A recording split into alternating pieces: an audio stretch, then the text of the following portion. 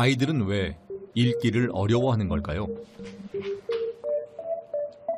글을 읽을 때 시선이 머무는 지점을 기록하는 아이 트래킹 장비를 이용해 아이들의 읽기 패턴을 분석해 보기로 했습니다. 초록색 점들은 시선의 움직임을 나타냅니다. 흥미로운 건 글의 주요 문장이나 핵심 단어보다도 부수적인 정보나 글씨가 없는 여백에 눈길을 주고 있다는 겁니다. 글에 집중하지 못하는 초보 독자의 모습을 보이고 있는데요. 지문 위에 이렇게 이제 그 프레임에 나와 있는 부수적인 정보에도 눈동자를 많이 멈추고 있다는 거예요.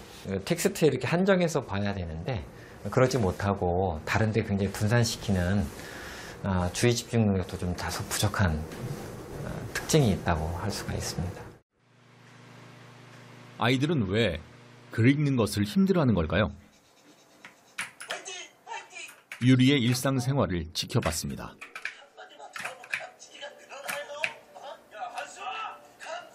그런 애가 다른 애랑 사귀면 네가 원탑이지 그러는 거잖아. 대부분의 시간을 컴퓨터 게임을 하거나 스마트폰으로 동영상을 보면서 지냅니다.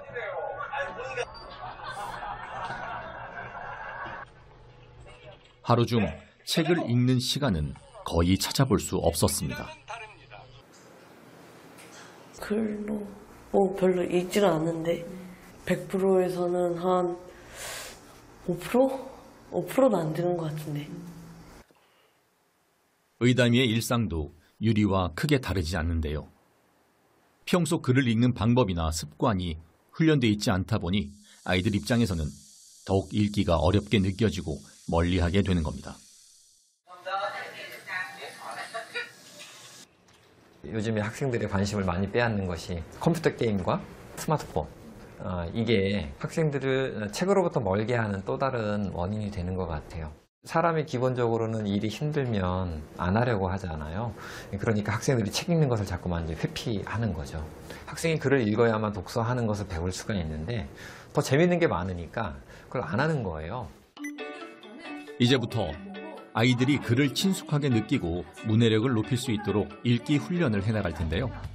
중요한 방법이 추론하며 읽기입니다.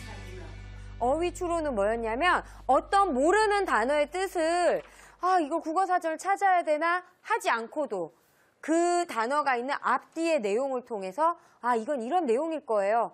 그러면 한번 해볼게. 이 문장을 주원이가 읽어주세요. 시작. 나는 여름에 고모댁에 놀러 갔다. 이 문장 속에 숨겨진 정보가 무엇인지 추론해보는 문제입니다. 나는 여름에 고모댁에 놀러 갔다. 첫 번째 1번 유리가 읽어주세요. 할아버지는 딸이 있다. 자, 할아버지는 딸이다. 손으로 표시합니다. 하나, 둘, 셋. 세모했는데. 자, 5가 4명이고 세모가 2명이에요. 자, 준호는 왜 세모라고 생각하나요? 할아버지, 여기에 할아버지의 딸의 그런 약간 호칭? 그게 안 나와가지고. 자, 다음 그러면 희수는 왜 세모인가요? 헷갈리네. 헷갈리네. 그 고모가 엄마의 누나인가? 아니, 앞에서 했잖아. 고모. 고모는 누구야? 아버지의 여자 형제지. 그러니까 할아버지의 딸이 고모가 맞아. 맞아요. 그러면 첫 번째, 할아버지는 딸이 있다. OX? 오. 엄마는 누나가 있다. 엄마는 글 속에 내포된 정보나 의미까지 읽어내야만 글의 정확한 의미를 파악할 수 있겠죠. 추론하며 읽기가 중요한 이유입니다. 아이들은 이런 과정을 통해 글을 읽고 사고하는 연습을 해봅니다. 미안해요. 죄송해요. 자, 잘했어요. 자, 다음 시간. 얘들아, 이 시를 한번 읽어볼까? 시작. 끝이 어딜까 너의 잠들려. 이 글자 안에는 드러나 있지 않지만 우리가 모두 다 여기서 말하고 싶은 게 이런 게 있을 거야 라고 생각할 수 있는 거. 그걸 읽어내는 게 중요하잖아? 저거 휴대폰 아니야? 휴대폰 되겠다. 끝이 어딜까 너의 잠재력 다 할 수 있잖아. 우리의 기억도 저장할 수 있잖아. 또 식욕. 식욕. 오, 식욕. 맞아. 끝이 어딜까 계속 먹어. 너의 잠재력, 식욕도 되겠다. 덜 무서워하고 내가 해볼만 하다라는 생각을 가지게 되고 그리고 자기가 읽었을 때 내 기준에서 이게 답일 수 있겠다라고 좀 자신감을 가지고 발표하는 거. 이 아이들이 글을 대하는 태도가 달라진 것 같아요. 활동이 돼. 또 할 거예요? 아니요. 네. 하나 더 해볼까? 예. 하나 더 해볼까? 예. 경주이 무슨? 겉웃음이요. 짧은 시간이지만 글을 읽는 요령을 배우고 연습하는 과정에서 아이들은 조금씩 재미를 느끼고 적극적인 모습을 보이기 시작합니다.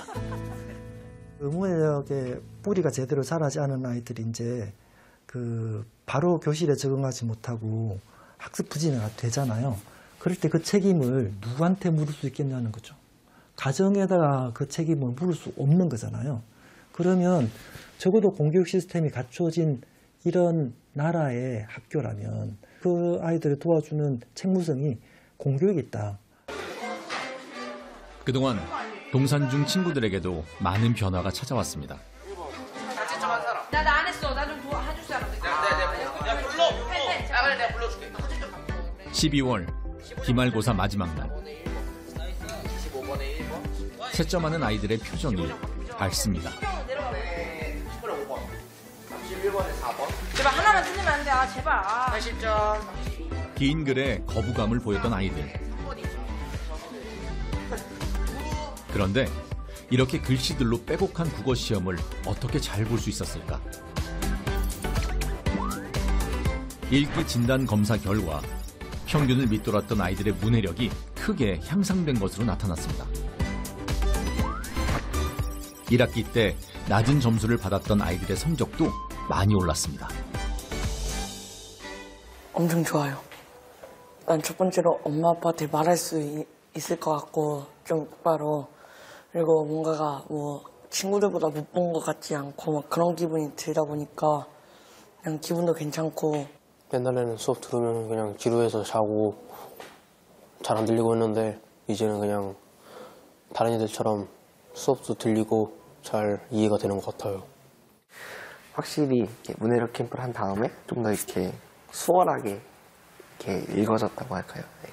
난 그랬던 것 같아요. 그래서 나름대로 내가 문해를 많이 늘었구나. 월요일부터 금요일까지의 피곤함을 풀어주고 긁어줘. 자, 손톱 어디에 동그라미 치는 게 이 그림. 자신의 부족함을 극복하기 위해 애쓴 아이들. 헌신하는 교사. 그리고 학교의 노력이 있었기에 가능한 일. 자, 여기를 한번 볼게. 자, 교과서를 읽지 못해 포기하곤 했던 수많은 아이들. 여전히 학교의 역할이 중요한 이유가 바로 여기에 있습니다. 그러니까 문해력이 단순히 국어 능력이라고 생각하지 말고 이 아이들이 모든 공부를 할 수 있는 기반이 되는 힘이다 라고 생각을 해서 전체 교사가 같이 힘을 합쳐서 이 아이들을 끌어줘야 맨날 뭐 학교가 재미없다, 학교가 즐겁지 않다, 왜 자냐, 졸음을 깨울 게 아니라 얘들이 뭔가 알아들어야 재미가 있을 거 아니에요? 그래서 오늘 수업 들었는데 이만큼 알아들었어, 아싸, 이런 경험이 얘네한테 쌓여야 더 알고 싶어하는 마음이 생길 텐데 애들이 잠을 안 잘 수 있게 문해력을 키워주는 게 답인 것 같아요.